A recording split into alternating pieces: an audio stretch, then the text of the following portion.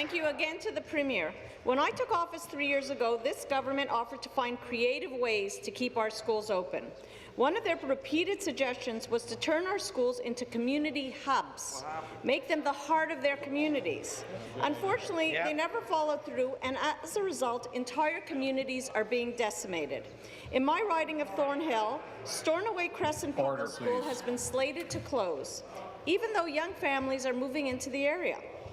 The Premier needs to admit that these constant announcements of school closures forces panicked communities to huddle together in protest. Are protest rallies outside our schools really what this Premier had in mind as community hubs? Thank you. Premier.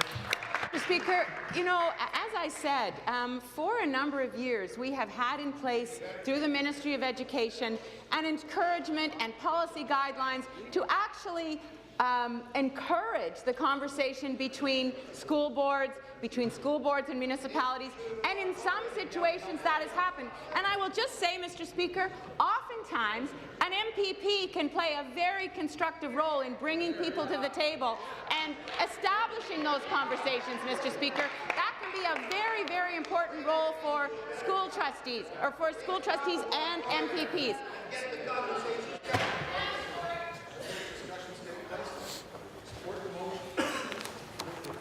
Member from Renfrew, Nipissing, Pembroke will come to order.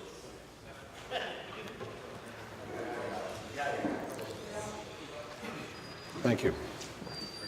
Wrap up sentence, please. Yes. So there are situations where those collaborations have happened, Mr. Speaker, but there are some situations where there's been a reluctance either on the part of a particular school board or a municipality.